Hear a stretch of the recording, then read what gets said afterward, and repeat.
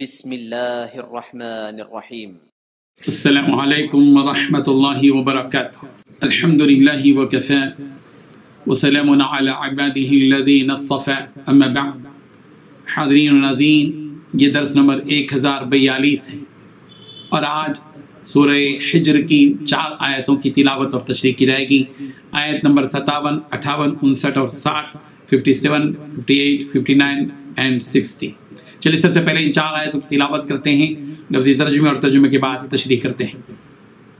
اعوذ باللہ من الشیطان الرجیم، بسم اللہ الرحمن الرحیم۔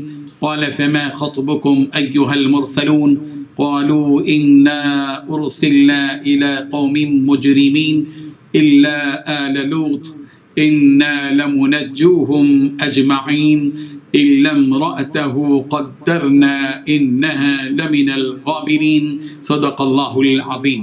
قال حضرت ابراہیم نے کہا فما خطبکم، پھر تمہارا کیا مقصد ہے، ایھا المرسلون، اے بھیجے ہوئے فرشتوں۔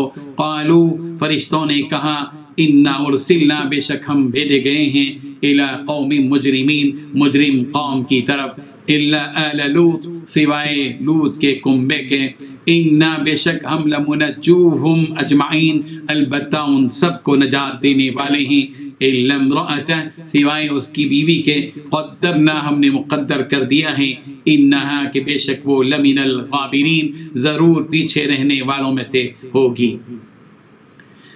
پھر کہنے لگے کہ فرشتوں تمہیں اور کیا کام ہے؟ انہوں نے کہا کہ ہم ایک گنہگار قوم کی طرف بھیجے گئے ہیں کہ اس کو عذاب کریں، مگر لوط کے گھر والے کہ ان سب کو ہم بچا لیں گے، البتہ ان کی بیوی کے اس کے لیے ہم نے ٹھہرا دیا ہے کہ وہ پیچھے رہ جائے گی۔ ان 4 آیتوں میں 4 باتیں بتائی گئی ہیں۔ پہلی بات، حضرت ابراہیم علیہ السلام نے کہا کہ اے بھیجے ہوئے فرشتوں، تمہارا آنا کس اہم کام کے لیے ہے۔ دوسری بات، فرشتوں نے کہا کہ بلا شبہ ہم مجرم قوم کی طرف بھیجے گئے ہیں۔ تیسری بات، مگر حضرت لوط علیہ السلام کا خاندان، بلا شبہ ہم ان سب کو بچانے والے ہیں۔ چوتھی بات، حضرت لوط علیہ السلام کی بیوی کے سوا کہ ہم نے اس کے بارے میں تجویز کر رکھا ہے کہ بلا شبہ وہ مجرمین میں سے رہ جانے والی ہے۔ بزرگان محترم، جب فرشتوں نے حضرت ابراہیم علیہ السلام کو صاحب علم فرزند کی بشارت دی اور یہ سن کر کے یہ فرشتے ہیں، حضرت ابراہیم علیہ السلام کا خوف بھی چلا گیا، تو حضرت ابراہیم علیہ السلام نے فرشتوں سے سوال کیا کہ فما خطبکم ایھا المرسلون، اے فرشتوں، اے بھیجے ہوئے فرشتوں، اس خوشخبری سے ہٹ کر کوئی اور خاص کام ہے جس کے لیے تمہیں بھیجا گیا ہے؟ حضرت ابراہیم علیہ السلام نے فرشتوں سے چونکہ پہچان لیا تھا کہ فرشتوں کی آمد کا اصل مقصد بیٹے کی بشارت نہیں ہے، اصل مقصد کچھ اور ہے، اس لیے حضرت ابراہیم علیہ السلام نے پوچھا کہ کس مہم کو لے کر تم آئے ہوئے ہو؟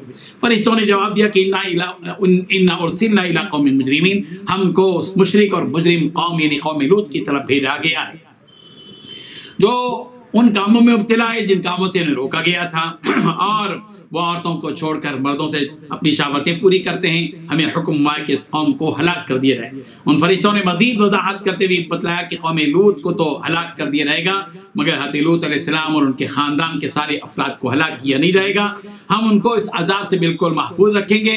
ہاں، حضرت لوط علیہ السلام کی بیوی کو نجات نہیں ملے گی، چونکہ ان کی بیوی کا مجرم قوم سے ساز باز ہے اور وہ پیچھے رہ جانے والے لوگوں میں سے ہے، یعنی یہ ہلاک ہونے والی مجرم قوم کے ساتھ رہ جائے گی اور ہلاک ہو جائے گی۔ اللہ تعالیٰ نے فیصلہ کر دیا کہ حضرت لوط علیہ السلام وہ قوم کے برے مقاصد میں، چونکہ حضرت لوط علیہ السلام کی قوم مدد کیا کرتی تھی، اس لیے اللہ تبارک و تعالیٰ نے حضرت لوط علیہ السلام کی بیوی کو بھی عذاب جن پر ہوا ان لوگوں میں شامل کر دیا، ان کی فہرست میں شامل کر دیا۔